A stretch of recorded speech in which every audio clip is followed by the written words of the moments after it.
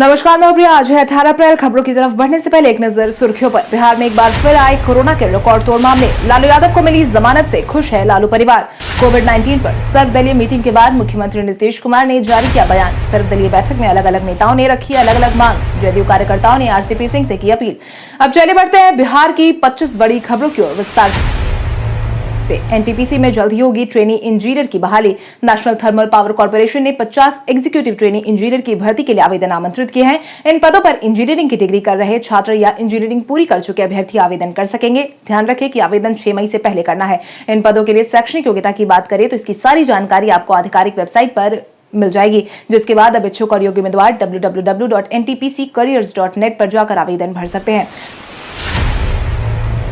बिहार में एक बार फिर आए कोरोना के रिकॉर्ड तोड़ मामले। कोविड-19 के मामलों ने बिहार में परेशानी बढ़ा दी है। स्वास्थ्य विभाग की तरफ से बीते दिन के पिछले 24 घंटे में जारी किए गए आंकड़ों के अनुसार बिहार में कुल मिलाकर 7,870 मरीजों की पुष्टि हुई है, जिसके बाद बिहार में मरीजों की संख्या 39,497 पर पहुंच गई है। वहीं प्रभावित जिलों की बात करें तो अररिया में 71, अरवल में 94, औरंगाबाद में 215, बांका में 74, बेगूसराय में 326, भागलपुर में 322, भोजपुर में 138, बक्सर में 100, दरभंगा में 60, ईस्ट चंपारण में 149, गया में 610, गोपालगंज में 147, जमुई में 103, जहानाबाद में 186, कैमूर में 25, कटिहार में 70, खगड़िया में 31, किशनगंज में 18, लखीसराय में 102, मधेपुरा में 110, मधुबनी में 127, मुंगेर में 255, मुजफ्फरपुर में 541, नालंदा में 109, नवादा में 115, पटना में 1898, पूर्णिया में 153, रोहतास में 188, सहरसा में 247, समस्तीपुर में 143, सारण में 256, शेखपुरा में 103, शिवहर में 20, सीतामढ़ी में 42, सिवान में 188, सुपौल में 61, वैशाली में 167, वेस्ट चंपारण में 269 मामले सामने आए हैं।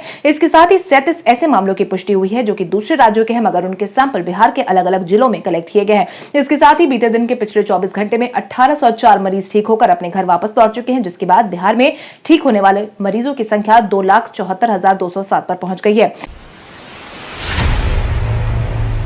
लालू यादव को मिली जमानत से खुश है लालू परिवार। राजद सुप्रीमो लालू प्रसाद यादव को बीते दिन जमानत दे दी गई है। झारखंड हाईकोर्ट ने उन्हें जमानत दे दी है। हालांकि इन सब के बीच झारखंड हाईकोर्ट ने लालू यादव के सामने कुछ शर्तें रखी हैं, जिसके तहत जमानत के दौरान लालू हाईकोर्ट से प्रवेश करने के बिना ही देश के बाहर नहीं जा सकेंगे। वो अपना मोबाइल नंबर और पता भी नहीं बदल सकेंगे। राजद सुप्रीमो लालू यादव को चारा घोटाला मामले में जमानत मिलने पर मनेर से विधायक भाई वीरेंद्र ने खुशी जताई है। उन्होंने कहा कि सिर्फ हम नहीं बल्कि उनके चाहने वालों में खुशी की लहर है। लालू जी गरीबों के मसीहा है। जमानत आज मिलेगी, कल मिलेगी। हम लोग रोज यही कामना करते हैं, लेकिन हम सभी को अदालत पर भरोसा था। आधे से ज्यादा सजा भी काट चुके थे। कोर्ट से उन्हें जमानत दिया गया है। बीते दिन बुलाई गई सर्वदलीय बैठक में अलग अलग नेताओं ने रखी अलग अलग मांग। शनिवार के दिन सर्वदलीय बैठक का आयोजन करवाया गया था, जिसमें बिहार में बढ़ रहे कोविड-19 के संक्रमण को ध्यान में रखते हुए अलग अलग नेताओं ने अलग अलग प्रतिक्रिया दी है, जिसके तहत भाजपा ने वीकेंड लॉकडाउन की मांग की है, तो वहीं तेजस्वी यादव ने डोर टू डोर वैक्सीनेशन किए जाने की मांग रखी। इसके साथ ही तेजस्वी यादव ने प्रमंडल में डेडिकेटेड कोविड-19 अस्पताल बनाए जाने की मांग की है। साथ ही इलाज में लगे मेडिकल स्टाफ को 3 महीने का एडवांस वेतन दिए जाने की बात भी कही है। खबरों की माने तो तेजस्वी यादव ने इस बैठक में कुल मिलाकर 30 सुझाव दिए। वहीं मुकेश सहनी ने कहा कि बिहार में कोरोना की स्थिति महाराष्ट्र जैसे बेकाबू ना हो, इसको लेकर राज्य में जल्द से जल्द लॉकडाउन लगाया जाए। कोविड-19 पर सर्वदलीय मीटिंग के बाद मुख्यमंत्री नीतीश कुमार ने जारी किया बयान। कोविड-19 के बढ़ते असर के बीच बीते दिन मुख्यमंत्री नीतीश कुमार ने सर्वदलीय मीटिंग का आयोजन करवाया था। राज्यपाल की अध्यक्षता में चल रहे सर्वदलीय बैठक के बाद मुख्यमंत्री नीतीश कुमार ने अपना बयान जारी किया, जिसके तहत उन्होंने कहा कि रविवार को एक और बैठक होगी। इसके बाद जो निर्णय लिए जाएंगे उसका ऐलान दोपहर बाद कर दिया जाएगा। उन्होंने ये भी कहा कि आज की बैठक में सभी दलों के नेताओं ने अपनी राय दी है और अब दिए गए सुझाव की क्राइसिस मैनेजमेंट ग्रुप समीक्षा करेगी। इसके साथ ही आज सभी जिले के डीएम के साथ मुख्यमंत्री नीतीश कुमार ने बैठक बुलाई है, जिस पर पूरी स्थिति की समीक्षा की जाएगी।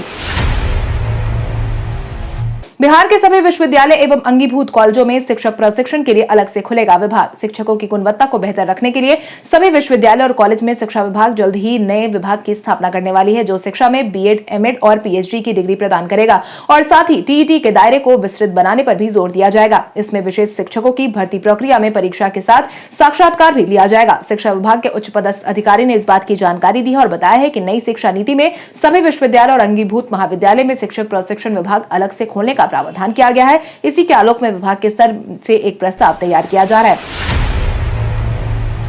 ऑक्सीजन को लेकर प्रधान सचिव ने जारी किया अपना बयान। बिहार में कोविड-19 का असर लगातार बढ़ता जा रहा है, जिसके तहत ऑक्सीजन की मांग भी बढ़ती जा रही है। वहीं ऑक्सीजन को लेकर के स्वास्थ्य विभाग के प्रधान सचिव प्रत्यय अमृत ने प्रेस कॉन्फ्रेंस में जानकारी दी है, जिसके तहत उन्होंने बताया है कि राज्य में ऑक्सीजन की उपलब्धता पर निगरानी रखने के लिए खास कंट्रोल रूम बनाए गए हैं। विभाग के विशेष सचिव अरविंद सिंह का नेतृत्व करने वाली है और उनकी टीम में उद्योग विभाग के निदेशक पंकज दीक्षित, निदेशक प्रमुख स्वास्थ्य सेवाएं, औषधि महानियंत्रक को शामिल किया गया है। विधानसभा के पदाधिकारी की प्रतिनियुक्ति बोकारो और जमशेदपुर में भी कर दी गई है। बिहार में इस बार औसत से कम बारिश होने का अनुमान। सूबे बिहार में इस बार बारिश किसानों की चिंता बढ़ा सकती है। एक तरफ देश भर में मौसम विभाग ने लगातार तीसरे साल भी सामान्य मानसून यानी कि 96 से 104 सीएम बारिश होने की घोषणा की है। इसके साथ ही देश भर में 98 सीएम बारिश होने की संभावना जताई गई है। वहीं बिहार में मौसम विभाग ने इस बार सामान्य से कम मानसून होने की बात कही है। यह अनुमान प्राथमिक स्तर की बारिश के लिए लगाया गया है। वहीं पटना मौसम विभाग के मुताबिक राज्य के सभी हिस्से में बारिश का सही अनुमान मई के अंत सप्ताह तक जारी किया जाएगा। बिहारी पहचान में आज हम बात करेंगे मनोज भावुक की। मनोज भावुक भोजपुरी भाषा के एक भारतीय कवि, अभिनेता, टेलीविजन प्रस्तुतकर्ता और स्क्रीन लेखक है। उन्होंने कई किताबों को लिखा है और 2006 में भारतीय भाषा परिषद पुरस्कार से सम्मानित किए गए हैं और अपने गजल संग्रह तस्वीर जिंदगी के लिए उन्हें व्यापक रूप से भोजपुरी सिनेमा के विश्वकोश के रूप में जाना जाता है। वो एक भोजपुरी फिल्म समीक्षक है और उन्होंने भारतीय फिल्म उद्योग की भोजपुरी शैली में अभिनय किया है। भावुक जून 2016 से एक लेखक के रूप में जी एंटरटेनमेंट एंटरप्राइज लिमिटेड जील के साथ जुड़े हुए हैं। वो टाइम्स नाउ हिंदी के लिए कंसल्टेंट के रूप में भी अपनी सेवाएं दे रहे हैं।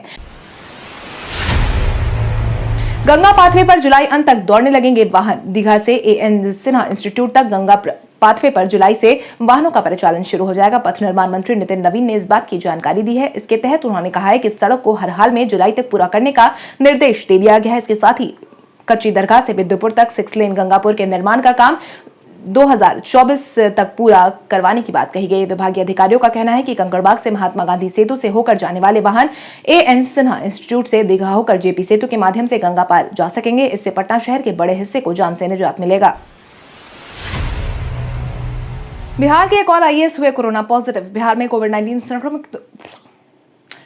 कोविड-19 संक्रमितों की संख्या लगातार बढ़ती जा रही है। स्वास्थ्य विभाग की तरफ से मिली जानकारी के अनुसार कोविड-19 की रफ्तार बहुत तेज हो गई है। अब उसकी चपेट में वीआईपी लोग भी आने लगे हैं। मंत्री और विधायकों के अलावा आईएएस अफसर भी लगातार इसकी चपेट में आ रहे हैं। इसी क्रम में गया के डीएम आईएएस अभिषेक सिंह भी संक्रमित पाए गए हैं। साथ ही गया सिविल लाइन के 11 पुलिसकर्मी भी कोविड-19 पॉजिटिव पाए गए हैं। खबरों की माने तो गया के डीएम अभिषेक सिंह कई दिनों से तबियत खराब की शिकायत कर रहे थे। ऐसे में उन्होंने अपना कोविड-19 जांच करवाए शनिवार को आई रिपोर्ट में पॉजिटिव पाए जाने की बात साझा की है।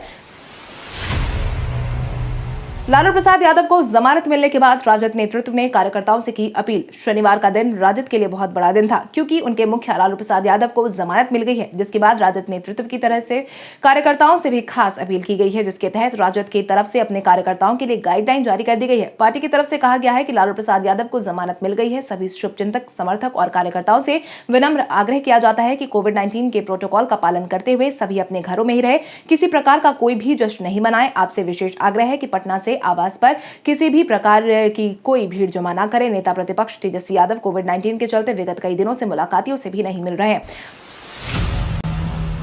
चिराग ने पार्टी की केंद्रीय टीम का किया विस्तार। बिहार विधानसभा चुनाव के बाद चिराग पासवान धीरे धीरे करके पार्टी को पटरी पर लाने की कोशिश कर रहे हैं। इसी क्रम में चिराग पासवान ने बीते दिन लोजपा की केंद्रीय टीम का विस्तार कर दिया है, जिसके तहत कुछ नेताओं को अहम जिम्मेदारी दी गई है। मिली जानकारी के अनुसार पूर्व विधायक रविंद्र यादव और पार्टी से प्रत्याशी राय विजय कुमार सिंह को राष्ट्रीय कार्यकारिणी का सदस्य बना दिया गया है। पार्टी के वफादार और तेज तर्रार निडर काम करने वाले पूर्व प्रधान महासचिव पद पर काम कर चुके नेता शाहनवाज को भी केंद्रीय संसदीय बोर्ड का सदस्य बनाकर संदेश दिया गया है कि पार्टी में उनकी अहमियत बरकरार है। इसके साथ ही अन्य विधायकों को भी बड़ी जिम्मेदारी दी गई है। जदयू कार्यकर्ताओं ने आरसीपी सिंह से की अपील। बिहार में कोविड-19 के मामले जिस तरीके से बढ़ते जा रहे हैं, ऐसे में सरकार भी अपने स्तर पर काफी ज्यादा परेशान नजर आ रही है। इसी बीच हाल ही में जदयू कार्यकर्ताओं ने आरसीपी सिंह से एक खास अपील की, जिसके तहत कार्यकर्ताओं ने कहा कि कोविड-19 प्रभावित और